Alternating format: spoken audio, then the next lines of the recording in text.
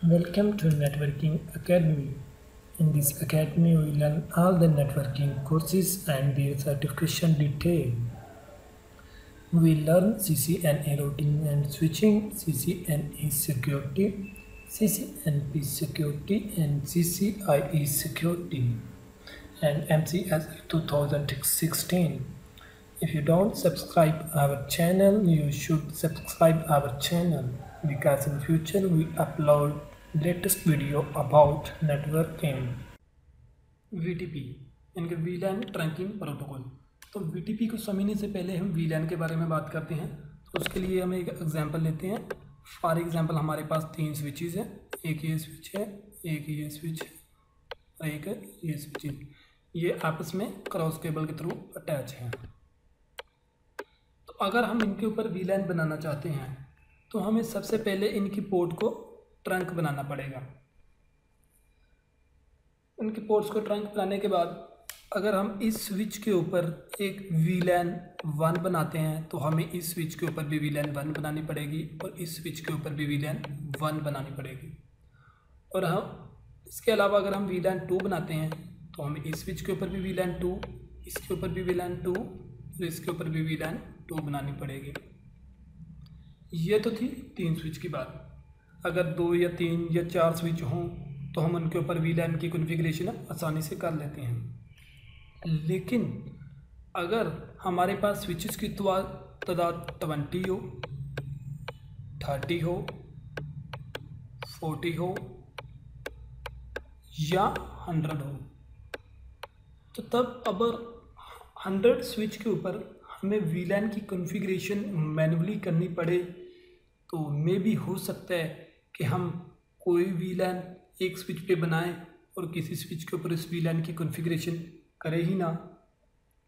तो यानी कि गलती के चांसेस बहुत ज़्यादा बढ़ जाते हैं। मे भी ऐसा हो सके कि हम कोई डुप्लीकेट VLAN बना लें कि एक VLAN को डुप्लीकेट कर दें, तो इतने ज़्यादा स्विचेस के ऊपर VLAN बनाना हमारे लिए काफ़ी मुश्किल हो जाएगा। तो फिर इसका हल क्या है? अगर हम 100 स्विचेस या 50 स्विचेस के ऊपर VLAN बनाना चाहते हैं तो उसका हल क्या है? तो उसके लिए हम VTP को यूज़ करेंगे, यानी कि VLAN ट्रैकिंग प्रोटोकॉल को यूज़ करते हुए हम VLAN की कॉन्फ़िगरेशन करेंगे। अब VTP क्या करेगा? VTP ये करेगा कि अगर आप एक स्विच पर VLAN बनाएंगे तो दूसरे स्विच के ऊपर वो रिप्लिकेट हो जाएगी। यानी अगर हमने इस स्विच पे VLAN बनाई तो इस स्विच के ऊपर वो ऑटोमेटिकली रिप्लिकेट हो जाएगी और इस स्विच के ऊपर भी ऑटोमेटिकली वो रिप्लिकेट हो जाएगी। तो हम कह सकते हैं कि VTP क्या है? VTP रिप्लिकेट करता है द VLAN को from one switch to another switch. तो यानी कि अगर एक स्विच पे VLAN ऐड हो तो एडवर्टाइजमेंट के थ्रू दूसरे स्विच को भी पता लग जाता है, तो वो भी इस VLAN को ऐड कर लेता है। तो इसको समझने के लिए हम एक छोटा सा सिनेरियो लेते हैं। फॉर एग्जांपल ये हम लोगों ने स्विच यहाँ पे रखा और ये दूसरा स्विच, और इन दोनों स्विचेस को आपस में हम लोगों ने एक क्रॉस केबल के थ्रू अटैच कर दिया। जब भी आपने VLAN बनानी है या VTP जिसे VLAN ट्रैकिंग प्रोटोकॉल कहते हैं, तो सबसे पहले आपने जिस इंटरफेस के साथ क्रॉस केबल को अटैच किया है उनकी स्विच पोर्ट को ट्रंक बना लेना है। तो आइए इनकी स्विचिंग पोर्ट को ट्रंक बनाते हैं। CLI मोड में जाने के बाद एग्जिट और यहाँ पर इनेबल करेंगे। इनेबल के बाद कॉन्फ़िग टर्मिनल में जाने के बाद इंटरफेस में जाएंगे। इंटरफेस serial/1 इसके साथ हम क्रॉस केबल के थ्रू अटैच है। स्विच पोर्ट मोड ट्रंक, तो ये जो हमारी ये पोर्ट है ट्रंक हो चुकी है। इस अमल को तेज़ करने के लिए एक प्रोटोकॉल चला देते हैं जिसे हम स्पैनिंग ट्री प्रोटोकॉल भी कहते हैं, रैपिड। तो इससे काफ़ी रैपिडली हमारा काम हो जाता है। अगर आप एक साइड पे यानी कि स्विच पे ट्रंक पोर्ट को इनेबल करते हैं तो दूसरी साइड पर वो पोर्ट ऑटोमेटिकली इनेबल हो चुकी होती है।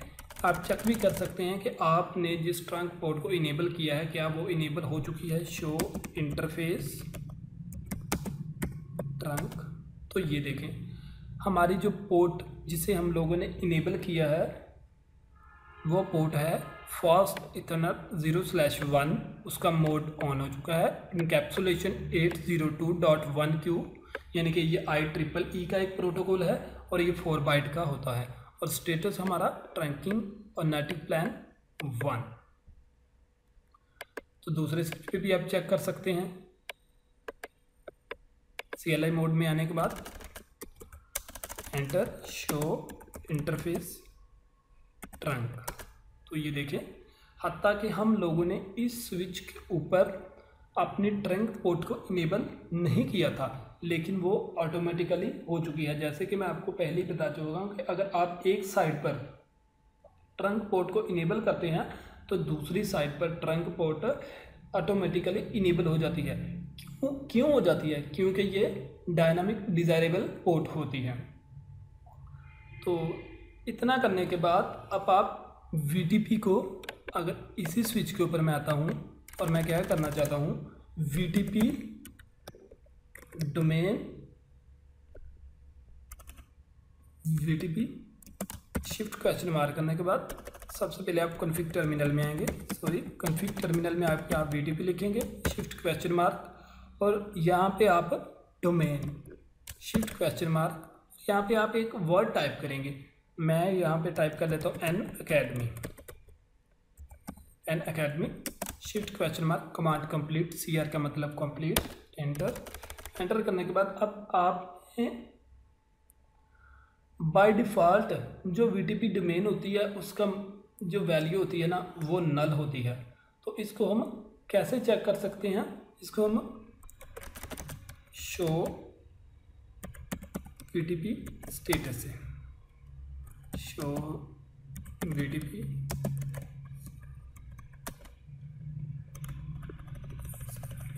कॉन्फ़िग टर्मिनल में शो आप शो क्या हो गया, शो VTP स्टेटस। तो ये देखें हमारा जो VTP डोमेन नेम है वो है एन अकेडमी। बाय डिफ़ॉल्ट जो तमाम स्विचेस होते हैं ना वो सर्वर मोड में होते हैं, यानी कि VTP ऑपरेटिंग सिस्टम इस वक्त क्या है, सर्वर मोड में है। सर्वर मोड का क्या मतलब है कि आप VTP बना भी सकते, VLAN को बना भी सकते हैं, उसे डिलीट भी कर सकते हैं और उसे मॉडिफाई भी कर सकते हैं। अब हमारे जैसे ही VTP डोमेन बन गई है तो उसके बाद हम इसके ऊपर हम एक VLAN बनाएंगे और देखेंगे कि वो दूसरे स्विच के ऊपर ऑटोमेटिकली कैसे जाती है। VTP का यहाँ पे पर्पस क्या था? VTP डोमेन नेम जो हम लोगों ने रखा एन अकेडमी, उसका मतलब ये था कि अगर हम एक स्विच के ऊपर VLAN बनाएं तो दूसरे स्विच के ऊपर वो VLAN ऑटोमेटिकली खुद ब खुद ही बन जाए। तो इससे हमारा मसला हल हो जाएगा। यानी कि अगर बहुत सारे स्विच हैं, पीछे हमने बात की थी कि अगर हमारे पास स्विचेस की 20, 30, 40 या 100 होती है तो उनके ऊपर हम VLAN अगर कॉन्फ़िगर करना चाहें मैनुअली तो मे भी हो सकता है कि हम किसी VLAN को डुप्लीकेट कर दें या किसी को मिस कर दें, यानी कि गलती के चांसेस बहुत ज़्यादा बढ़ जाते हैं। तो उसके लिए हम VTP डोमेन बनाते हैं। VTP डोमेन में हम कोई भी एक वर्ड को असाइन करते हैं और ये VTP डोमेन क्या करती है? VTP डोमेन ये करती है कि अगर हमारे स्विचेस की तादाद काफ़ी ज़्यादा है तो अगर हम लोगों ने एक स्विच के ऊपर VLAN को बनाया है तो दूसरे स्विच के ऊपर वो ऑटोमेटिकली VLAN बन जाएगी। तो आइए देखते हैं कैसे। फॉर एग्ज़ाम्पल हम स्विच 1 पे हैं, कॉन्फ़िग टर्मिनल, इसको मैं एक होस्ट नेम असाइन कर लेते हैं, फॉर एग्ज़ाम्पल सिस्को।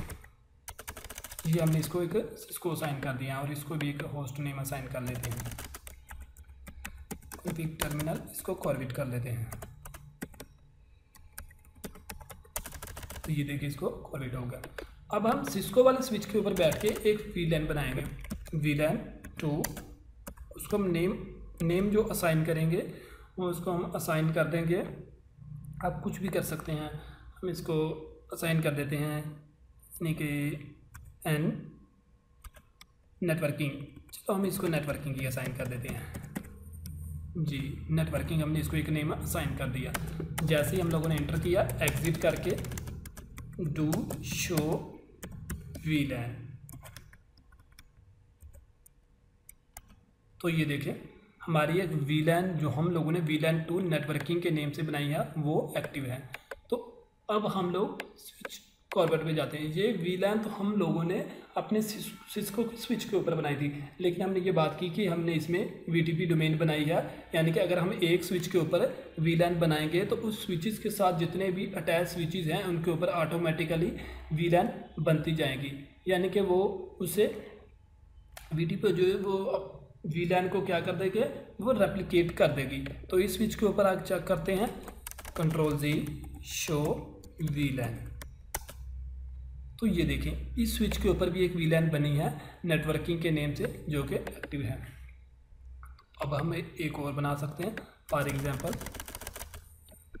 वीलैन 3 वो बना लेते हैं एकेडमी के नेम से, उसको नेम असाइन कर देते हैं एकेडमी, जी एकेडमी। इसके बाद exit do show वीलैन, do show वीलैन, तो ये देखिए हमारी एक सेकंड वीलैन भी जो कि हमने एकेडमी के नेम से बनाई भी वो भी बन चुकी है। अब हम कॉर्बेट के स्विच के ऊपर जाके चेक कर लेते हैं क्या वो हमारी वीलैन वाकई ही बन चुकी है स्विच 2 के ऊपर भी। तो ये देखिए इस स्विच के ऊपर भी हमारी एक वीलैन एकेडमी के नेम से बन चुकी है। तो ये था इस वीडियो में इतना ही। नेक्स्ट वीडियो में हम वीटीपी के मोड के बारे में सीखेंगे कि वीटीपी के मोड कितने होते हैं, उन मोड्स का क्या क्या काम होता है। अल्लाह हाफिज़।